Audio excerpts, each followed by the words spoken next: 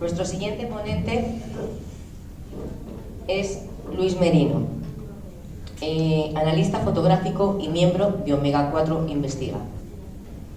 En este caso, Luis analiza cada una de las fotografías que llega a sus manos y con el paso del tiempo y de las investigaciones que han tenido, él también analiza. Le gusta mucho poder discernir lo que es verdad de lo que es mentira. Analiza cada milímetro a milímetro cada una de esas fotografías y nos va a dar un montón de trucos para poder distinguir qué es verdad y qué podría ser mentira. Un aplauso para Luis Merino.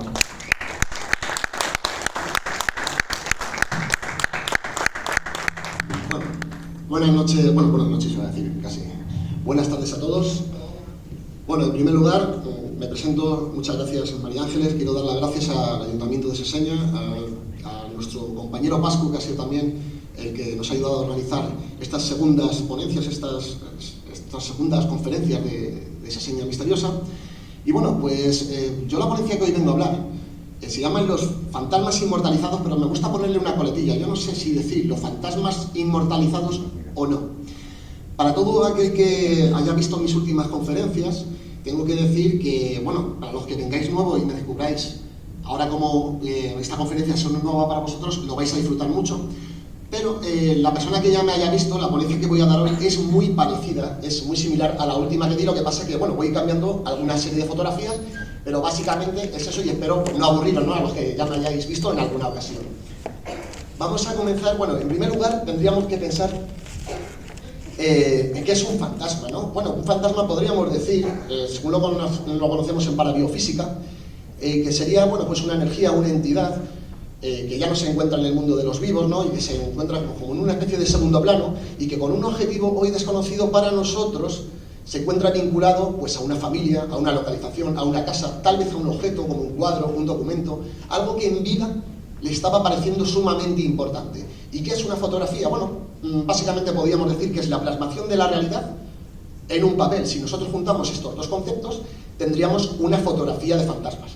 ¿Cuál es el problema de la fotografía de fantasmas? Bueno, que yo cuando me inicié en esto, yo me metía en la web y buscaba fotografías de este tipo, y yo veía diferentes tipos de fotos y decía, uy, hay demasiada diferencia entre unos fantasmas y otros. Este es de un color, este es así, este es asado. Digo, ¿cómo hay tanta diversidad? ¿Cómo no hay unos patrones comunes y unas coincidencias que digan cómo saber identificarlos? Y entonces fue cuando, a través de algunos cursillos online y de algo de técnica fotográfica, pues saqué una serie de conclusiones. Y es que no es lo mismo las viejas fotografías de fantasmas que las nuevas. Yo tengo que decir, a ver, yo estoy etiquetado, ¿no?, que muchos me conocen como escéptico, pero yo no estoy de acuerdo con esta conclusión. Yo siempre digo que estoy a medio cabalgar entre el escepticismo y la credulidad, ¿no?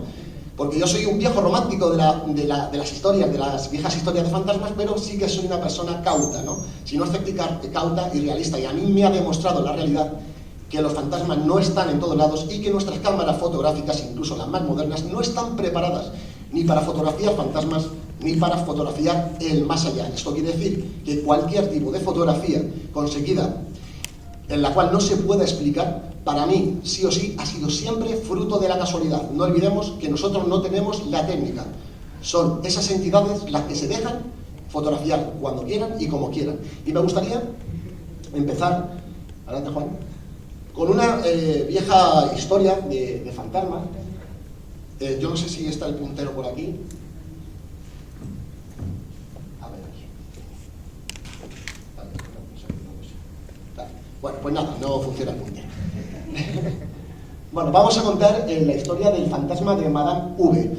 Bueno, hace ya muchísimos años, nos remontamos al 6 de junio del año 1955, una señora perteneciente a la alta sociedad francesa se ve un poco en la obligación de ponerse un seudónimo. Se cree que se dedicaba a la política y entonces se pone el seudónimo de Madame V para que no se la relacione con este tipo de eventos extraños, ¿no? Vale. Y se traslada a una casa de tipo victoriana, ¿no?, junto con sus dos hijos, Jane y Gastón. Y bueno, pues resulta que esta antigua casa victoriana había sido, en la antigüedad, había sido una especie de santuario de frailes religiosos que habían sido ejecutados en cierta guerra francesa. Ella, bueno, ella resulta que estaba enferma, coge unos días de enfermedad, tiene una fiebre muy alta, está en una habitación bastante grande, la cual tiene una chimenea que es preciosa. Y de repente un buen día, estando en la cama y con la chimenea encendida, pues ve que de repente entra una figura en la habitación, una figura ensotanada, de más de 2 metros, dicen, que parece que tiene como una especie de haz de luz, que va emitiendo pequeños fogonazos, y tiene el hábito de un monje, ¿no? Bueno, yo me imagino a esta señora, ¿no?, en la cama diciendo, se me ha metido un intruso en la casa y yo no sé quién es. Y bueno, pues este monje supuestamente llega hasta la chimenea, se arrodilla, empieza a rezar. Incluso hay que decir que, según declaraba Madame V, esa figura estuvo rezando delante de la chimenea durante más de 10 minutos para posteriormente desaparecer por una pared, ¿no?, y por una habitación que había al lado y que se utilizaba un poco pues para almacenaje de cacharros, ¿no? Ella pensaba que había sido una alucinación pues por esas fiebres que tenía, pero que da la casualidad de que una semana después esta misma figura vuelve a hacer su aparición. Ya aterrada, habla con sus 2 hijos que estaban residiendo en las plantas bajas de la mansión, y lo que hacen es que los hijos no solo lo ven, sino que consiguen fotografiarlo supuestamente en 2 ocasiones, ¿no? Y aquí tendríais un poco las imágenes en mala calidad, porque no las he podido conseguir mejor, de esas 2 fotografías del fantasma, ¿no?, del monje que vio Madame V, conseguida por sus 2 hijos, Jane y Gastón. Y bueno, la primera, la de la izquierda, se dice que se fue tomada justo antes de atravesar una pared, y la de la derecha, pues más o menos cuando iba esa figura de lado. Una de las cosas curiosas es que no se le veía la mano, y que jamás pudieron distinguirle un rostro. Y entonces el monje llega incluso a interactuar con Madame V. Madame V como que pierde el miedo a esa visión que se presenta todas las semanas, un día por semana, y dice la historia, cuenta la mala lengua, que este monje incluso hablaba con ella como a través de unos susurros, y que le dio ciertas premoniciones que en el futuro serían cumplidas, ¿no? Y cómo le explicaba cómo había sido ejecutado, que le habían cortado las manos, ¿no?, lo que sería uno de los motivos por el cual a ese monje no se le ven las manos.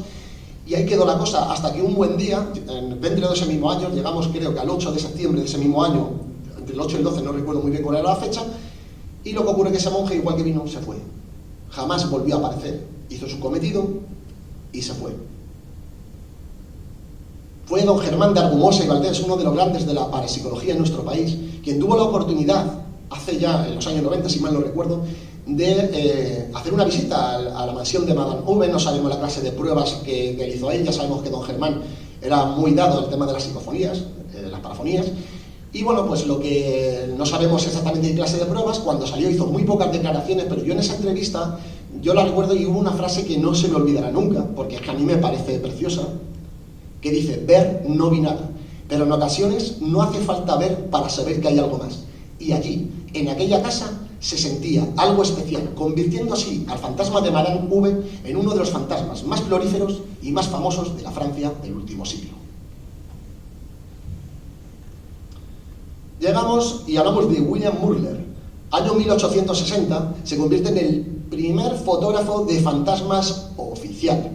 ¿Qué es lo que ocurre con las fotografías de William Murler? Hay que tener en cuenta que las fotografías de época muy pocas personas podían acceder a ellas, eran gente que tenía mucho dinero, porque lanzar este tipo de fotografías era muy caro, y William Murler se encargó de ser todavía más caro, porque engañó a muchísimas personas, ¿no?, con estos trucos de imagen, haciendo, pues hacerles que se les aparecían fantasmas, conseguía documentos para luego sobreexponerlos, y bueno, hasta que fue pillado. ¿Por qué fue pillado? Porque llegó un momento que a William Murler se le acabaron las posibilidades, y ya hubo personas que le acusaban de que sus fantasmas empezaban a repetirse en sus fotografías. Entonces, bueno, una curiosidad que quería tocar. Nos vamos aquí con esta señora. Ya está aquí. Ya está. Esperemos que dure. Bueno, nos encontramos con esta señora tan simpática. Ella es Victoria Helen Duncan. Nos vamos al año 1941 y fue una espírita, o una medium, mejor dicho, que fue reconocida casi mundialmente, ¿no? Bueno, pues resulta que en sus actos mediúnicos llevaba a gente, siempre volvemos a recordar, gente pudiente, con mucho dinero. Estas sesiones espíritas no podía acudir cualquier persona. Siempre, en un principio se hacía a puerta cerrada, pero realmente traspasaron las fronteras prácticamente mundiales, ¿no? Y una de las cosas por las cuales esta mujer era reconocida era por el tema de que decía que podía llegar a visualizar un fantasma para que tú lo vieras, ¿no?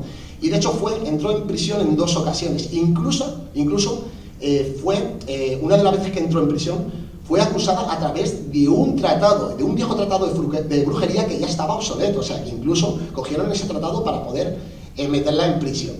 Vamos a la siguiente fotografía, Juan. Bueno, pues aquí tenemos a la señora y ahí tenéis un fantasma. ¿Qué os parece? Bueno, nos hace mucha gracia, yo también me reía, ¿no? Pero, ¿sabéis por qué he querido poneros esta fotografía? Porque, fijaros, personas pertenecientes a la alta aristocracia, personas que se supone que son inteligentes, con títulos, con grandes carreras, ¿no? ¿Y os podéis creer que se estaban creyendo que ese pelele, que ese muñeco era un fantasma? Yo lo entiendo, yo me llevo a una sesión espírita, estamos hablando de esos años, nadie había visto un fantasma, y de repente llega esta señora, te pone en ese juego de luces, que apagan las velas, ahí siempre tiene a 2 o 3 por detrás del telón, haciendo un poquito el paripé, y cuando se encienden las luces, aparece el pelele. Yo me imagino al señorito, ¿no?, que miraría así y dice, anda, me ha parecido un pelele, yo nunca he visto un fantasma, ¿esto es un fantasma? Bueno, pues era un fantasma, y se tío tan a gusto, ¿no? Y además, es lo que decía, que es que cuesta un dinero. Además, le encantaba a la gente ver cómo pulsaba esos ectoplasmas, ¿no? Vamos a la siguiente imagen, Juan, por favor. Bueno, aquí tenemos esos ectoplasmas que esta mujer pues, pulsaba por la boca, ¿no? Una de las cosas que hay que tener en cuenta, que el ectoplasma, el verdadero ectoplasma en parabiofísica, digamos así, que es el fluido que sale de los diferentes orificios de una medium, un fluido corporal, que no tiene explicación y que, bueno, Juan me comentó en su caso, en una ocasión me comentó que la habían conseguido en ciertas ocasiones, ¿verdad, Juan? Incluso analizarlo y que, bueno, que ese líquido estaba formado, pues, por fluidos físicos realmente, ¿no? Que por uñas, por pelos, por diferentes fluidos. ¿Qué es lo que pasa? Que, bueno, esta señora no tenía nada de eso. Esta señora lo que hacía era, en el juego de luces, apagaban las luces y se introducía trapos, diferentes tipos de elementos textiles, que mezclados con clara de huevo, con una cantidad de clara de huevo, iba escutando luego, iba sacándose, ¿no?, así, de esta manera. Incluso se permitía el lujo, como dijo probar, de dibujar caritas, de pegar cositas en los trapitos para que fuera un poquito más crédulo. Por supuesto, estamos hablando de una señora que se hizo millonaria con este juego y no había absolutamente nada.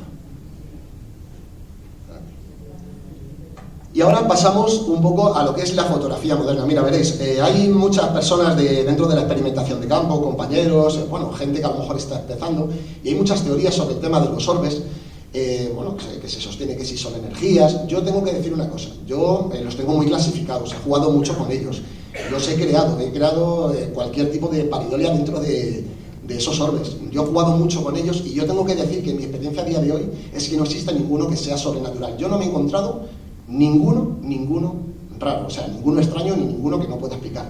Y me gustaría exponeros cuáles son los que yo conozco, ¿no? En primer lugar tenemos este de aquí, no, bueno, sí, vale, está bien, vale, correcto.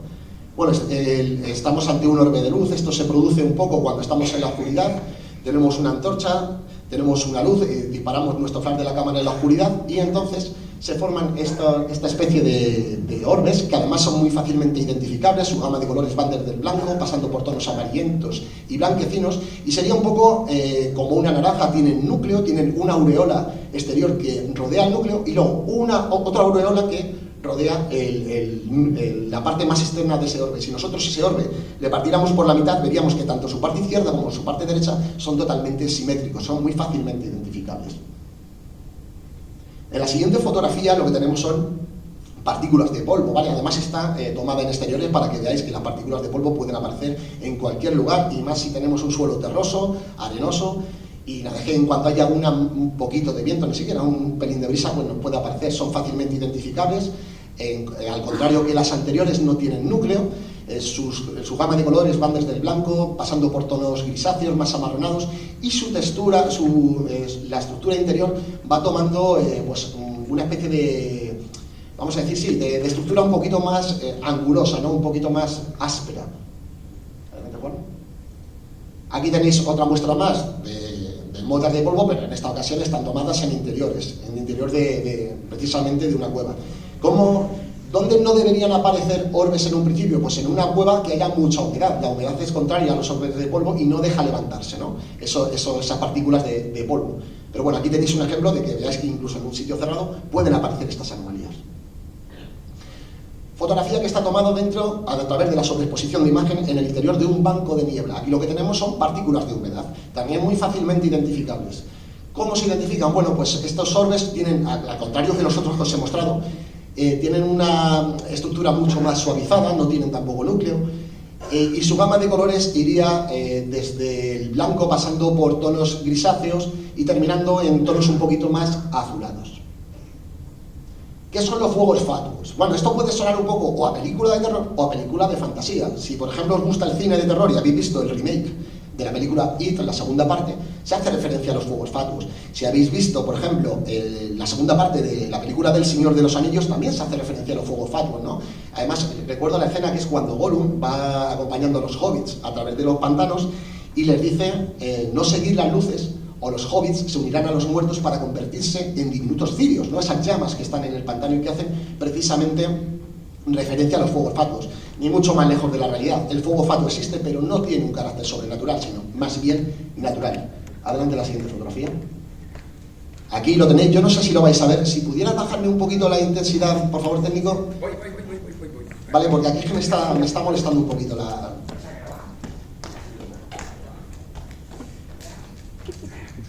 Bueno, ahora aquí tenéis una muestra de fuegos fatuos. Vamos a esperar que nos oscurezca un poquito.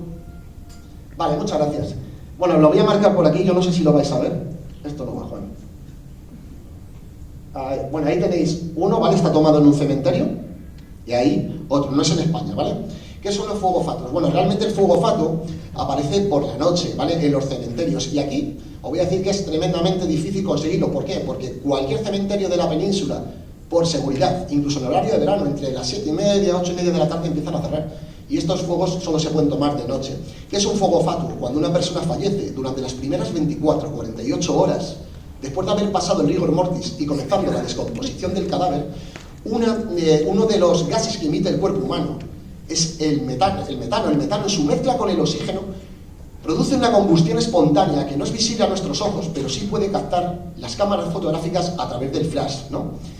Entonces, claro, aquí es muy difícil que consigamos estar en un cementerio de noche para conseguir captarlos, pero si en alguna ocasión tenemos la suerte de estar en un cementerio local de noche y poder captar estas pequeñas llamitas que podemos ver que son de color verdoso y como si fueran espermatozoides, ¿no? Con la cabecita hacia arriba y la colita hacia con la cabecita hacia abajo y la colita hacia arriba, lo que tenemos que interpretar es que encima de la tumba donde haya aparecido ese fuego fatuo, de la losa donde haya aparecido ese fuego fatuo, quiere decir que hace pocas horas ha sido enterrada una persona.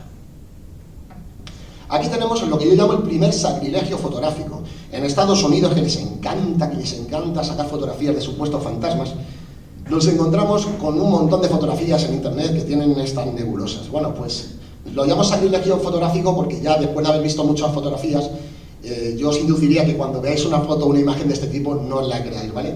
Aquí lo que estamos es ante el humo de un cigarrillo, ¿de acuerdo? De hecho, la condensación, esta la he cambiado en respecto a la última conferencia que dimos, tiene algo menos de densidad, ¿ves, Juan? Pero, sin embargo, es fácilmente identificable ese humo y además volvemos a la misma. Yo no sé si es que alguien estaba fumando cerca de la cámara o era el propio cámara que se estaba echando un cigarrillo, porque podemos ver una condensación de humo bastante grande que a veces produce curiosas paridolias. La siguiente imagen, esta no la puse en la anterior conferencia, esto ya no es humo de tabaco, pero puede aparecer ¿cuándo? En pleno invierno. Estamos hablando del vaho de una persona. En pleno invierno sabemos que por el cambio de temperatura podemos expulsar ese vaho y si no tenemos cuidado a la hora de lanzar una fotografía y hacemos una bocanada muy grande de expulsión de aire pues podemos encontrarnos esta nebulosa que además no es tan gruesa, ¿no?, como la del humo del tabaco, porque va tomando unos tonos más grisáceos y también más amarronados, pero también es fácilmente identificable. Vamos a la siguiente fotografía. Bueno, en ocasiones también nos querrán vender la moto de esta manera. Esto está tomado en una vieja mansión en los Estados Unidos que fue remodelada como museo. Y bueno, pues envía la fotografía y dice, sí, es que yo lancé la fotografía de esta historia que, bueno, que dice que se aparece, que se deja de aparecer, y aparecen una serie de, bueno, ya lo podéis ver, os lo voy a marcar. Hay como una especie de luminiscencia, una serie de nebulosas extrañas.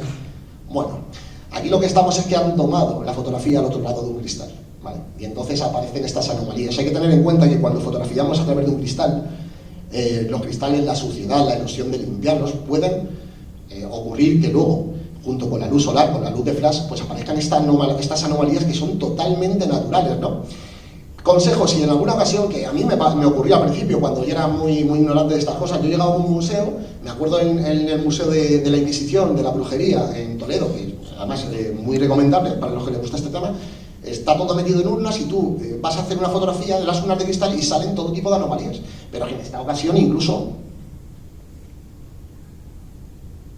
podemos ver ahí al fotógrafo. Yo no sé si lo veis ahí, pero se ve el reflejo del fotógrafo de la persona que está tomando la fotografía. Consejo, que queréis que no os hagan estas cosas, lo único que tenéis que hacer con el objetivo de vuestra cámara es pegarla, solaparla totalmente al cristal, ¿vale? Y así evitaremos, si no todas, pero la gran mayoría de estas anomalías. La siguiente fotografía está hecha a posta, está realizada a posta, y es un fotógrafo que ha estado en unas ruinas y quiso enviar la fotografía para que viéramos la clase de anomalías que podemos sacar a través de la sobreexposición de imagen. Es muy sencillo, si nosotros cogemos, ya hemos calculado el obturador, ponemos el temporizador de la cámara a lo que queramos, 1 minuto, 2 minutos, 10 minutos, mientras lo que dura el refresco de esa fotografía, podemos jugar. Si nosotros tenemos un puntero láser, un foco, una linterna, mientras dure ese minuto, 2 minutos de refresco, nosotros hacemos una serie de dibujos y cuando ya se lance y refleje esa fotografía van a aparecer todas esas anomalías que nosotros con el movimiento de nuestro láser, de nuestra linterna, aparecen. En esta ocasión el fotógrafo incluso nos muestra cómo con la sobreexposición ha podido jugar con su propia sombra.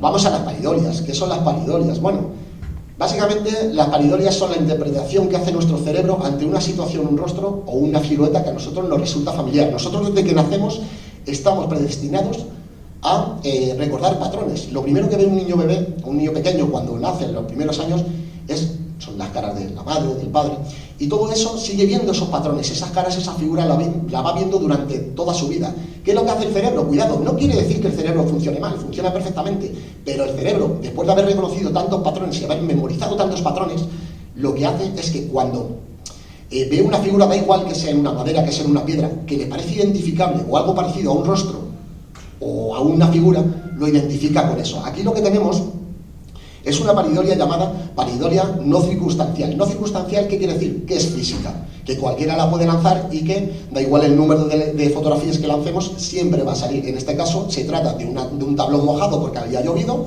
y podemos ver dos especies de rostros un poco como deformes, uno ahí arriba y otro ahí abajo, que se ha producido simplemente por el abombamiento que ha conseguido la humedad en la madera. Sin embargo, nosotros identificamos que ahí hay 2 rostros cuando ahí no hay absolutamente nada. La siguiente fotografía, además le encanta a Juan, siempre me lo dice, yo no sé, le encanta a Juan. Estamos ante una paridolia circunstancial. Se llama circunstancial, también dice Rocío que también le gusta a ella. La llamamos circunstancial, ¿por qué? Porque a mí me encanta este tipo de paridolias, porque este tipo de paridolias son muy difíciles de conseguir. Se han tomado justo en el momento exacto que antes se ha dado por los elementos, el posicionamiento del cámara, el momento en el que soplaba el viento en este caso. Todo eso contribuye a una serie de figuras. En este caso estamos hablando de una chasca, de una hoguera, y sin embargo podemos ver lo que muchas personas identifican con la muerte, que podríamos ver, por ejemplo, ese capuchón que va como lanzado hacia atrás, ese rostro cadavérico, nariz y boca, ¿no? Otros dicen que le resulta como más bien como una especie de muñecos, otros dicen que parece un duende, ¿no? Y bueno, muchas veces cuando me mandan este tipo de paridolias pensando que es algo de sobrenatural y me dicen, y yo les digo, oye, tenéis una paridolia circunstancial, la gente como que se me viene abajo, joder, qué desilusión. No, de desilusión nada. Yo siempre digo que aunque no sea sobrenatural, eso es una auténtica joya de la corona que hay que guardar. ¿Por qué? Porque esa figura que ha salido, como muchas otras, son únicas. Tú podrás volver a lanzar en ese mismo momento, unos segundos después, más fotografías, pero eso no va a volver a aparecer nunca. Entonces lo que tienes son auténticas joyas que deben guardar. No es sobrenatural, pero es difícil de sacar. Entonces yo digo que las paridolias circunstanciales no hay que desecharlas. Son una muy buena curiosidad. En este caso volvemos al tipo de paridolia, pero en esta vez más bien desde una ecografía de estas de vídeo, ¿no? de una mujer que está embarazada, que están viendo la evolución del feto. Y bueno, pues ella identifica, está muy bien marcado ahí, una especie como que ella dice, oye, que a ver si le va a pasar algo a mi feto, que es que esto lo identifico con el mal, con un mal presagio, con un demonio que lo está mirando, ¿no? Estamos de nuevo ante una paridolia circunstancial que se ha producido, lógicamente, en el movimiento. Cuando nosotros tenemos una ecografía de este vídeo, que además son vídeos, ahora ya está mucho más avanzado, pero antes no tenían la calidad, ¿no? Entonces así en blanco y negro, que se ve un poquito amoratado, ¿qué es lo que ocurre? Que bueno, estamos viendo el movimiento del feto, estamos viendo el movimiento de la cara, de la cámara, la pixelación que está dentro del útero, y en este caso, pues En ese movimiento ha habido un momento, porque esto tiene que haber sido un momento donde aparece esa cara demoníaca. Y entonces hay personas que lo identifican, vamos a decirlo más desde un punto de vista espiritual, pero realmente no pasa nada. Esa mujer tuvo el feto y no ha pasado absolutamente nada. Tuvo un parto, tuvo todo bien, todo regular, sin embargo ella se asustó y dijo que a ver si iba a ser un mal presagio, ¿no? Nada que ver, simplemente ha sido fruto de la casualidad y en esta ocasión pues ha salido un rostro un poquito inquietante, ¿no? Digamos. Fotografía tomada en Reino Unido, bueno, es muy curiosa esta fotografía. El chico que tenemos ahí a mano derecha iba a ser operado al día siguiente de una operación bastante delicada, una operación de varias horas, en la cual, oye, pues siempre hay un riesgo alto. Y la madre decide bajar a las dos hermanas a un parque. Yo pensaba que estaban jugando, pero luego ya viendo el historial, no, lo que estaban es con un detector de metales. Y bueno, el hijo la niña es la que se dedica a encontrar el metal y el hijo es el que cava. Bueno, y bueno, quería un poco la madre, por miedo, pues bajar con ellos a jugar porque al día siguiente iban a operar a su hijo, ¿no? Lanza varias fotografías, al hijo al día siguiente lo operan, la operación le sale totalmente correcta, no hay ninguna clase de problema, pero ya cuando ya va a visualizar esa fotografía se da cuenta de que aparece lo que ella identifica a Jesucristo en la cruz, ¿no? Y además podemos ver que tiene cierta similitud, podemos identificar la cabeza, los brazos extendidos, las piernas, la rodilla, una encima de la otra rodilla, y los pies juntos, ¿no? Realmente sí que se parece. Otros, yo cuando la he puesto en otras exposiciones decían que no, que es que a mí me parece más bien un ángel, que parece que en vez de ser brazos son alitas, pues también.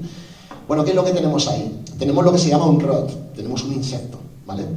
¿Qué insecto es? Pues puede ser perfectamente, por lo alargado que es, alguna especie de libélula o de mosquito. Y ya no os voy a decir que estuviera volando, no, es que yo creo que tenía que estar prácticamente, si no, posado en el objetivo de la cámara, porque los insectos son invertebrados y reflejan tanto la luz artificial como la luz solar, no la devuelven. Entonces, cuando veáis que en una fotografía aparece esta clase de figura con esta luz tan quemada, es precisamente porque es un insecto. ¿Qué es lo que pasa? Que aquí entra un poquito más el código ético, el código moral, ¿no? A mí no me gusta jugar jamás con las creencias de nadie, ¿no? Entonces, claro, yo lo que le dije a esta mujer, en su momento cuando me envió la fotografía, dije, mira, si tú crees que realmente eso es un mensaje, ¿no?, religioso, que a ti te ha ayudado, ¿no?, que tú crees que está, ¿quién soy yo para decir que es mentira, ¿no? Técnicamente no es válida, no hay nada sobrenatural, pero por supuesto en esa ocasión, pues dije, espero que así sea, deseo que así sea, ¿no?, que realmente para ti sea un mensaje y te quedes con ese mensaje, ¿no? Y si te ha ayudado, oye, pues no hagas caso a mis palabras tecnicistas de fotografía y quédate con tu mensaje un poquito más religioso o más espiritual. La siguiente fotografía ya la han visto algunas de las personas, de los compañeros que tenemos por allí. Me gustaría que respondiera a ver si alguien se atreve, alguien que no la haya visto, porque si no, claro, no sé si... Bueno, aquí tenemos una mujer que ha aparecido con cierta translucidez y a mí lo que me gustaría saber, o me gustaría opiniones, ¿qué pensáis? ¿Esto puede ser la fotografía de un fantasma verdadero o falso? A ver, ¿qué decís por ahí?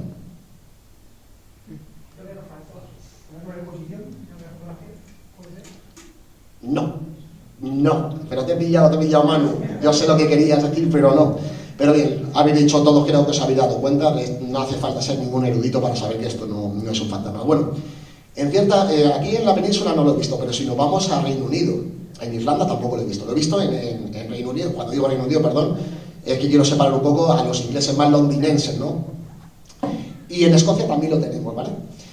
Hay en ciertos castillos supuestamente encantados donde se hacen visitas guiadas y lo que hacen es un poco un espectáculo para el turista y lo que hacen es que, lo que pone, Manu, para que te des cuenta, es esto lo que vemos es una proyección, es lo que conocemos como un holograma, ¿vale? Se ponen un poco para dar esa clase de espectáculos. Fácilmente identificable, ¿por qué? Porque tenemos arriba el borde de la pantalla y la luz del proyector que está proyectando a esa señora, en la pantalla. ¿Por qué os he querido poner esta fotografía? Bueno, un poco para que veáis cuáles son las dos teorías más generalizadas de la visualización de una fantasmogénesis, de ver un fantasma, ¿no? Hay dos teorías. La primera dice que cuando algo no es físico, si alguien visualmente lo ve, tiene que notarse que no es físico. Y es a través de esta teoría donde yo analizo mis fotografías. Efectivamente, si no es físico, no debería emitir sombra, no tendría que tener gran opacidad, tendría que tener transparencias, tiene que ser diferente a una persona, tiene que llamarte la atención por algo. no tiene que ser algo volátil, algo que no tenga unos contornos definidos, como nosotros que tenemos nuestros hombros, todo, sabemos que somos personas, tiene que ser diferente. Y yo me baso en esa teoría para analizar mis fotografías, ¿no? ¿Y por qué os digo esto? Porque precisamente la teoría más generalizada de ver a estos fantasmas dicen que es lo más parecido a un holograma. Dicen que es lo más parecido, yo no lo he podido comprobar. Lo único que aquí falla, lógicamente, es la potente luz y la potente luminosidad artificial, lógicamente, que nos está dando ese holograma, esa proyección. Nos vamos al Sanatorio Durán, Costa Rica, año 2012, un grupo de experimentación, vamos a llamarlo. Llegan a este sanatorio que tiene muchísima historia, incluso tiene entre 4 y 6 fantasmitas que dicen que han visto, y uno de ellos es el de una niña. Ellos aseguran cuando llegan que estaban solos. Ahora el Sanatorio Durán, eso es una verbena, ahora no se puede ir, es un poco como Alamín, ahora no hay quien me trae. Y lo que ocurre es que, bueno, llegan, dicen que no ven a nadie, que lanzan fotografías en exteriores y que estaban solos y que se dan cuenta de que aparece una niña. Dale una vez más, Juan, por favor. Yo cuando analicé esa fotografía, en primer lugar, tiene muy mala calidad, tiene mucha pixelación, lo que es contrario al análisis fotográfico, pero yo lo que me doy cuenta, yo sé que a lo mejor desde ahí no lo podéis percibir, lo que decía de la teoría generalizada, todo lo contrario, tenemos 100% de opacidad, nada de grados de transparencia, contornos totalmente definidos y lo más importante, bueno, aquí es que no se ve, proyección de sombra en los marcos de la ventana. Para mí es una persona totalmente de carne y hueso, una persona física. Yo no digo que estos experimentadores nos estén engañando, pero tal vez estén equivocados, tal vez había alguien ahí escondido, una chica que es que además a mí me recuerda con el rollo del camisón de la película de Ring, ¿no? O sea, entonces lógicamente para mí no hay ningún fantasma ahí, es una persona de carne y hueso. Fotografía también tomada en... No, esta no es en Reino Unido, esta es en los Estados Unidos, si mal no recuerdo, tomada en un viejo orfanato, sanatorio. Y lo primero que decían es que esto era un grupo de experimentación. Yo no sé si esto es un grupo de experimentación o es que van a comerse las uvas en Nochevieja. ¿Por qué? Porque una de las cosas que sabemos los experimentadores, los compañeros de Crónicas Ocultas que están aquí lo saben, es que cuantas más personas estamos en una localización, más difícil es de controlar nuestra experimentación de campo, el sonido y las personas. Ellos lo saben muy bien. Entonces, claro, cuando yo he contado y ahí habrá tranquilamente 25 personas, o sea, no os exagero. Y bueno, esta fotografía se toma en un principio, al final de la investigación, bueno, la ve Juan, y aparece un personaje que no debería estar ahí. ¿Veis? Ahí está aumentada y está ahí. Bueno, yo tengo que decir que la fotografía es de pésima calidad, no pude meter todos los filtros que yo quería, pero yo me encuentro... a ver, la fotografía en un principio no indica falsificación, pero a mí hay una cosa que me mosquea, veréis. Si nosotros pensamos con lógica, todos los investigadores, todos esos compañeros que están ahí, están como muy pegaditos. Si nosotros vemos ese espacio donde sale ese fantasma, vemos que hay como un espacio un poquito más grande que en cualquiera de los otros experimentadores, lo que me da a pensar de no falsificación fotográfica, sino preparación. Es decir, yo creo que lo que habían utilizado era una modelo, la habían puesto una especie de... Y yo lo que creo es que realmente estamos ante una preparación. Además, no hay los grados de opacidad, son los mismos que los de una persona. La textura de la cara es la misma textura que cualquiera de las caras de los presentes, así que yo opto más bien por una preparación fotográfica.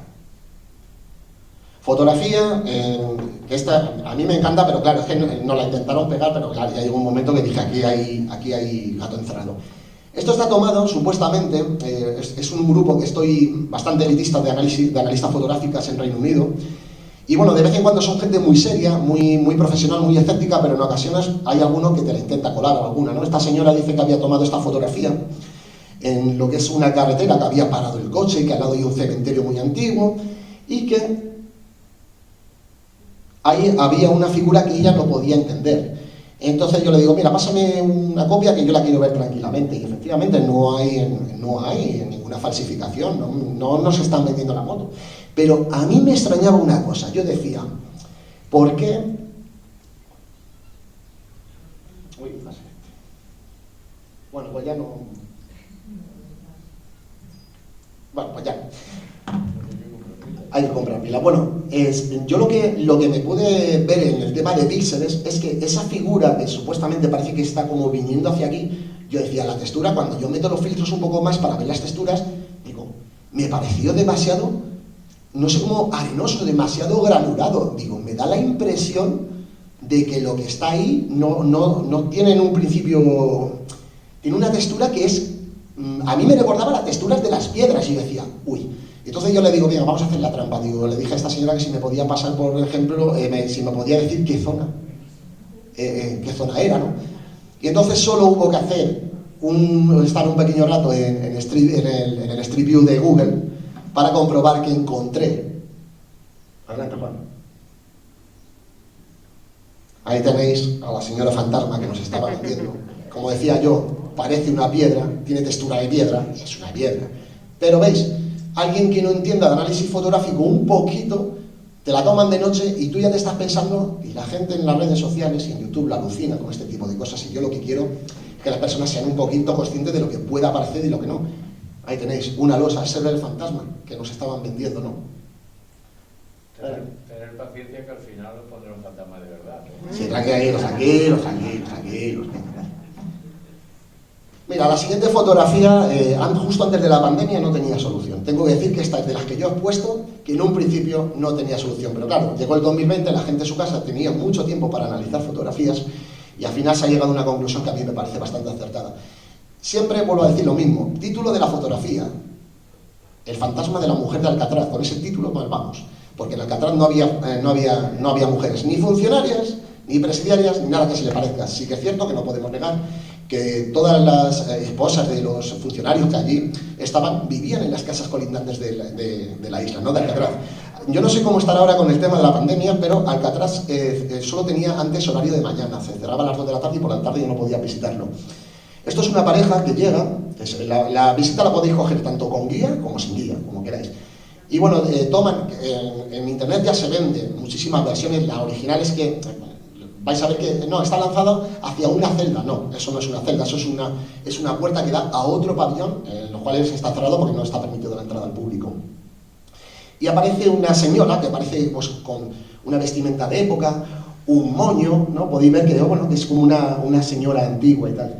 Y claro, yo viendo, no se me olvidará, yo viendo esta fotografía en casa, digo, no le doy, o sea, no doy con ella. En primer lugar, sí, es cierto que tiene mucha pixelación, que es borrosa, no tiene una buena calidad, lo que a mí me impide hacer un buen análisis, ¿no? De este tipo. Y entonces yo cojo y llamo a mi mujer. ¿Por qué? Porque yo analizo, pero mi mujer es la que lanza las fotografías nocturnas, ¿no? Y digo, Ainara, sube porque necesito tu ayuda. Digo, mira, no entiendo esta fotografía, le estoy metiendo filtros, no está falsificada en un principio, pero no, digo, hay algo raro, digo, ese color azulado que tiene, digo, si no había luz natural, no lo sé, digo, me resulta extraño. Entonces me dice mi mujer, dice, esa fotografía tiene algo raro, dice, o han utilizado alguna clase de sombrilla de estas de luz para darle algún color tal. Dice, pero, dice, es que me parece demasiado plano, ¿no? Bueno, dicen las malas lenguas ahora, cuando estamos en plena pandemia, ya han salido las teorías de que pudiera ser que se trate, esto sí, también de una preparación fotográfica y que no se descarta que fuera el recorte de una vieja fotografía de época, que lo que han hecho es plantarla en el cristal, ¿vale? Para hacer creer que tenemos un fantasma, ¿vale? Es una de las teorías. Y yo la verdad es que con ese color azulado que tiene, tan artificial, pues me la creo un poco. Aquí tenemos otra de las fotografías que puede ir dentro más de un poco de código moral. Nos vamos a los Estados Unidos, año 2000, no sé si lo marca la fotografía, no, esta no lo marca. No sé si recuerdo, año 2014, año 2016, padre e hija, había fallecido la madre recientemente, estaban intentando recuperarse de ese duelo, de ese dolor tan grande, ¿no? Y bueno, quieren empezar a hacer su vida normal, bajan a uno de los bares de la localidad a la cual están acostumbrados, le piden a una camarera que lance una fotografía. Y bueno, veréis que aparece una mujer, ahí, ¿veis? Que aparece una mujer. Dale un momentito para adelante, Juan. Aquí os la he ampliado, ¿vale?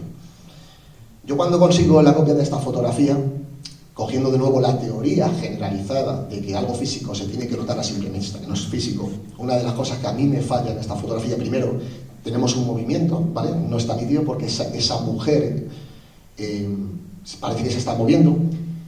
A mí lo que no me cuadra es esto. Tenemos la proyección de una sombra.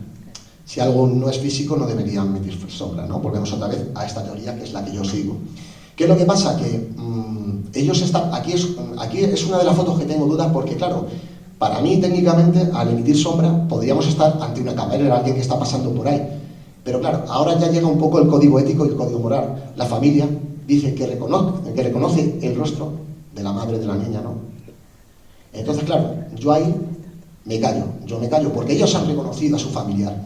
Y ahí está la segunda teoría que dicen que las entidades, a familiares, por vínculos cercanos, tenemos muchos testimonios y conocemos, seguro que vosotros conocéis a alguna persona de este tipo, dicen que por vinculación se pueden aparecer como en vida, que les confunde, que son tan sumamente físicos visualmente. Entonces la dejo en duda y vuelvo a lo mismo. Esa familia ha reconocido a esa mujer ahí y yo no sé quién para decir que no.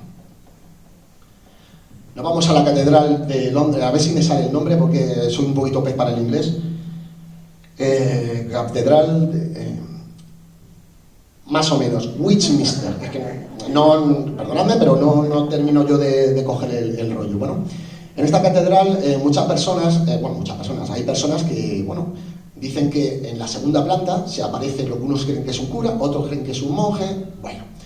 Y esta fotografía está tomada allí, ¿vale? Y podemos ver... Vale, ahí, perfecto, Juan. Podemos ver esa figura que aparece ahí en la segunda planta, ¿no? Os voy a decir una cosa, en esta yo no puedo decir que sea mentira. ¿Por qué? Porque para mí sí que tiene todo lo que en un principio tiene que tener una verdadera fotografía de fantasmas. Altos grados de transparencia, pocos grados de opacidad, sin contornos definidos.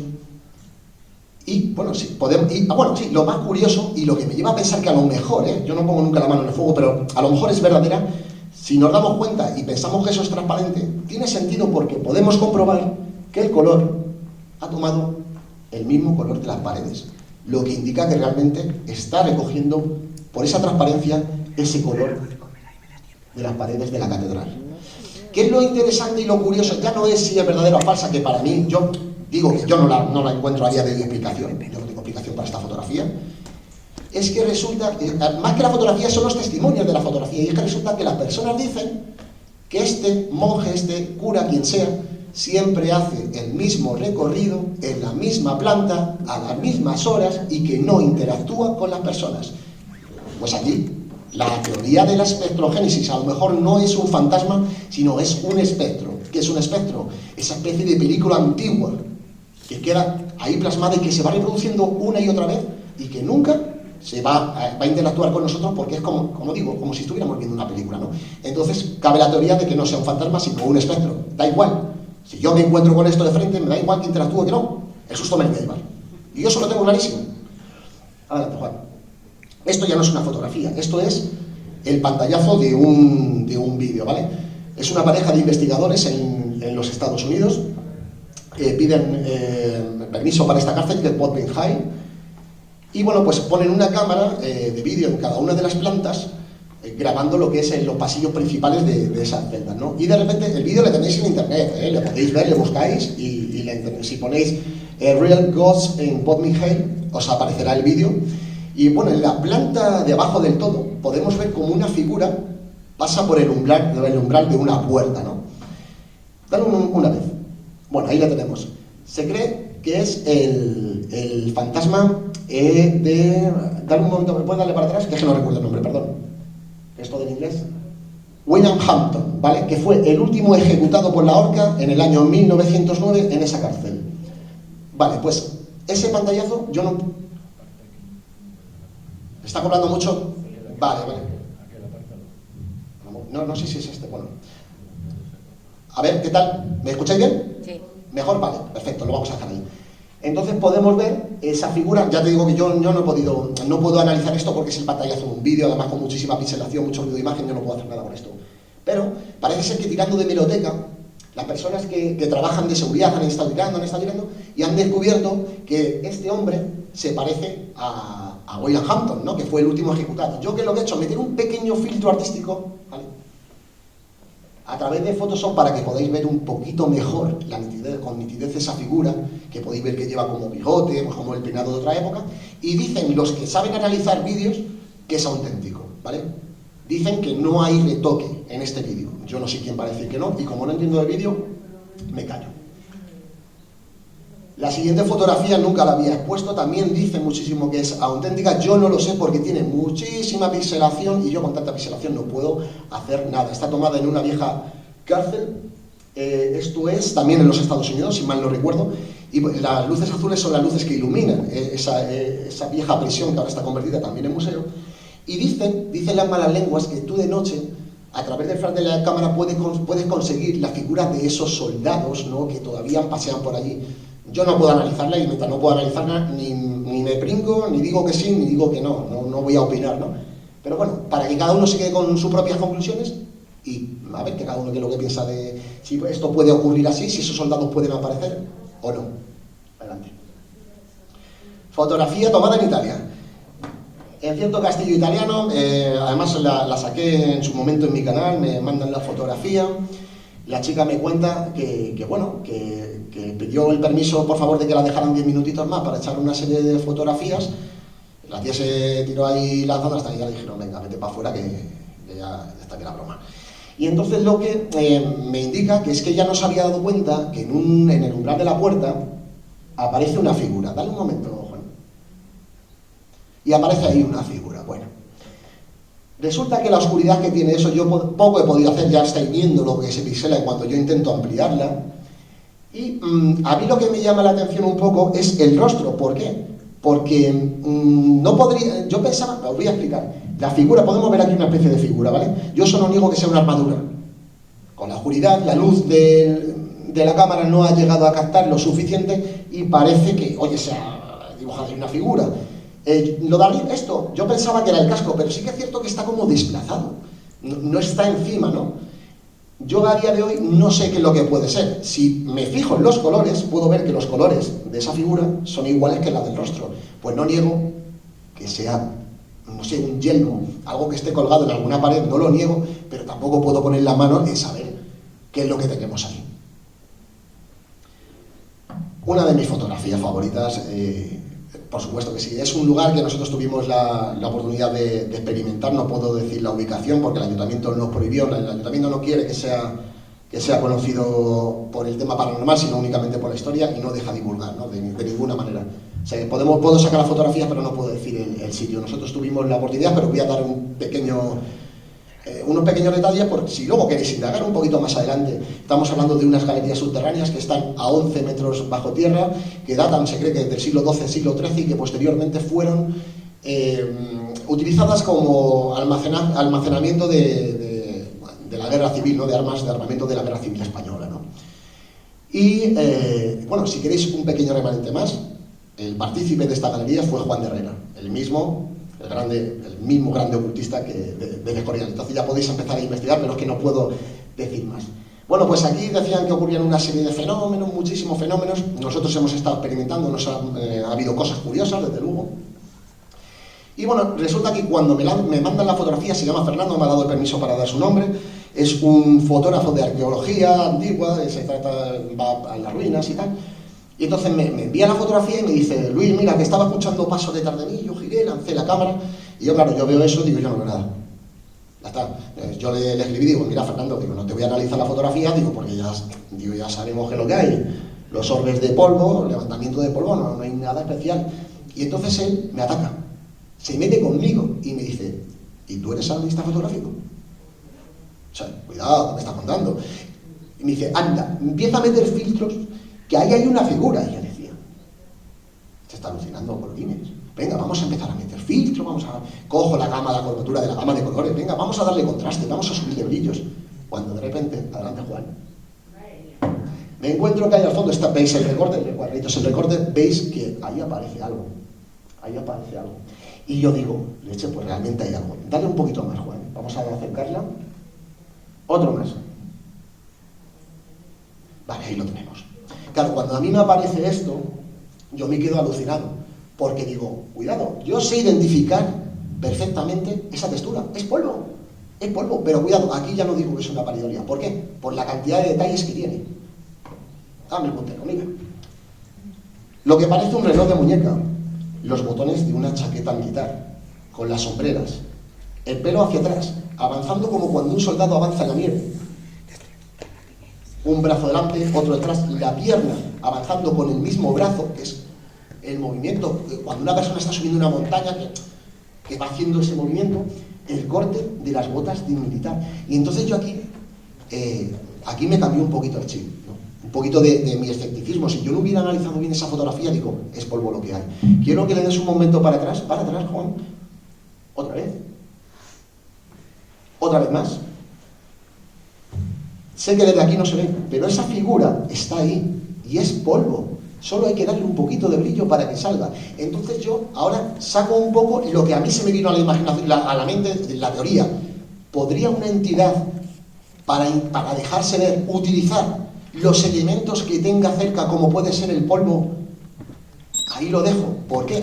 Porque es cierto que yo nunca había analizado una fotografía donde visualmente yo no lo veo. Si yo visualmente no lo veo, digo yo, aquí no hay nada. Pero que resulta que los filtros sí te sacan este tipo de cosas. Entonces dejo la teoría. ¿Puede utilizar una entidad para dejarse ver el polvo? Pues ahí lo dejo. Una de mis fotografías favoritas, a día de hoy no tiene no hay ninguna conclusión. Está tomada en el castillo de Tantallon Castle, en Escocia, a las 3 de la tarde, por un fotógrafo. Llega allí, toma la fotografía y entonces lo que se da cuenta cuando va a ver la imagen, tengo que decir, curiosamente, yo la vi, ¿no? Y yo la veía así como la estoy viendo, digo, yo necesito una copia de la original. Entonces, después de mes y pico, a través de foros, consigo contactar con el autor y le digo, oye, tú, ¿te importa pasarme una copia de la original de esa foto? Y me dice, sí, sin problemas. Y claro, me pasa una fotografía que estamos hablando de 3.000 por 2.000 pulgadas. Y me dice, me puedo hacer un póster, es decir, así sí se puede analizar una fotografía. Una fotografía no solo de gran tamaño, sino bien tomada, sin movimientos bruscos, sin historias, como se tiene que analizar una fotografía, que muchas veces me dice la gente, joder, es que eres muy exigente, es que la quieres perfecta. Pues sí. Si yo quieres que te analice una fotografía, necesito que la fotografía esté bien tomada. Y las fotografías de fantasmas suelen aparecer en fotografías de mala calidad. Pues a mí lo que me hace sospechar un poco, que diga.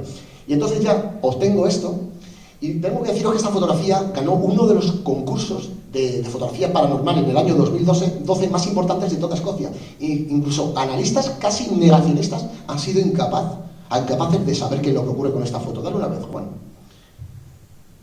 Sale un personaje ahí, y bueno, pues estamos hablando de un castillo que está en ruinas, que cualquiera puede visitar, ahí no hay nadie que se disfrace, ni nadie parecido, pero es que encima saben identificar, se cree que es el rey Jacques V, Jacobo V si hacemos la deformación al castellano. Otros dicen que no es el rey, porque los hoyuelos que tiene en la cara no coincidirían con las del monarca, ¿no? Pero claro, yo digo, yo voy a hacer mi análisis, y ahora entiendo por qué no se ha podido verificar qué es lo que pasa con esta imagen. Y lo primero es, tiene alto grado de transparencia, tiene cortos grados de opacidad. Podemos ver una proyección de sombra, pero la proyección de sombra no la produce la figura, sino la produce la sombra sobre ella. Ella no produce sombra. Y lo más curioso, y esto es lo que le trae a los analistas fotográficos de cabeza, es que desde aquí yo sé que a lo mejor no lo podéis ver bien. El cuerpo está por detrás de las verjas y la cara está por delante. Eso es lo que le trae a todo el mundo de cabeza para poder analizar. ¿Por qué? Si alguien consigue falsificar una foto, tiene que ser un genio. Pero es que además, los datos EXIF de la imagen, el código HTML es correcto, no hay falsificación, no está abierta con ningún editor de imagen. No hay absolutamente nada. Es una de mis fotografías favoritas que a día de hoy no he podido saber qué es lo que ocurre. Y nos vamos ya para cubrir a la última fotografía. Me hizo mucha ilusión que una de las personas que está aquí, un familiar de Juan, pues nos quisiera enviar esta fotografía para análisis. Bájame la luz, sí, bájame la luz, por favor. Venga, gracias. Y bueno, Juan tiene un problema. Juan tiene muchos, pero una de las cosas que hace es que me suelta las cosas con cuentagotas, ya sabe cómo soy, y me dice, toma Luisete, analízame la fotografía. Y ya no me dice más. A la vaya atrás. No me da información, no me dice nada, me da unos pequeños repuntes, bueno, ya está. Y yo claro, me la paso y digo, Juan, ¿qué estás diciendo, macho? Si vale, es la luna, en una noche que parece que está nublado y tenemos una especie de haz de luz, de arcoíris muy bonito que ha aparecido, ¿qué quieres que te analice ahí? Y entonces él me dice, es que a mí no se me olvida, me dice, a ver, Luisete, necesito que te olvides por un momento de tus tecnicismos, de tus historias y pienses desde este punto de vista. Entonces me cuenta la historia. Tenemos aquí a Esther, no sé, ahora desde aquí no te veo, Esther, ¿vale? Vale, hola Esther, bueno. Y bueno, no voy a dar detalles, ¿no? Porque es algo muy privado, muy personal, pero básicamente lo que nos cuesta a Esther es que había fallecido su madre, Dolores. Podríamos decir que estaba de cuerpo presente, pues estaba en el hospital, ¿verdad, Esther? Eso es así.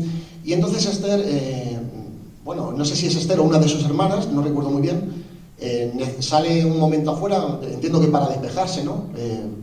Para despejarse un poquito al aire libre, y tiene la necesidad, ¿no? Como una llamada, como un mensaje de que alguien le dice, fijaros vosotros las ganas que tiene una persona, me da igual que sea en un hospital, me da igual que sea en un tanatorio, lo último que tenemos ganas es de salir a la calle a lanzar fotografías, ¿verdad? Pero sin embargo, pues ella ve la necesidad de lanzar, por lo que sea, por un mensaje, por una intuición, por algo que le llama, lanzar la fotografía a la luna. Y claro, entonces me dice Juan, venga, Luis, me empezáis a meter filtros, a lo que sea, dice, porque ahí tienes algo. Bueno, pues os voy a mostrar, antes de pasar un momentito, Juan, tengo que decir que es cierto que nunca le había metido tantos filtros a una imagen, ¿no? Para intentar sacar algo, ¿no? Dale, por favor, Juan. Adelante. Dale. Se me queda dormido aquí, ¿no? Vale. Y entonces me encuentro, cuidado, en la luna, ¿de acuerdo? Estamos con eso, ¿de acuerdo? Me encuentro con una figura que parece que lleva una bata de color rosa, unas mangas o negras o muy oscurecidas, y además parece que porta un bastón. Esther reconoce a su difunta madre, Dolores, en esa fotografía, y entonces ella interpreta que esa pequeña bolita verde podría ser la hermana también fallecida que viene, ¿verdad, Esther? ¿Es así? ¿Lo estoy diciendo bien? Que viene a recoger a la madre. Y ese mensaje que se les estaba transmitiendo de lanzar una fotografía, ¿quién no nos dice que fuera la madre que quería inmortalizar el momento y esa despedida, ¿no? Como que ya se va hacia esa luz, hacia ese túnel? Os voy a decir una cosa.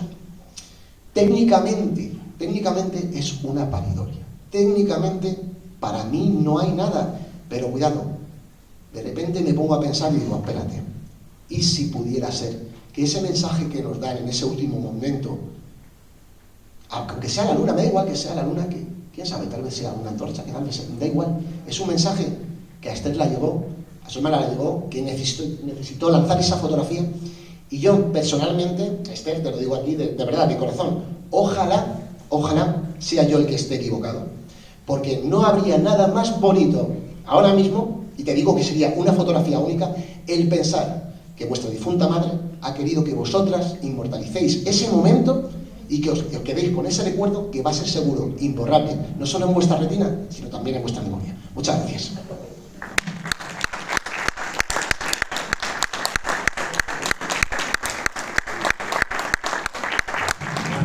Y yo, con perdón, quiero aportar una cosa.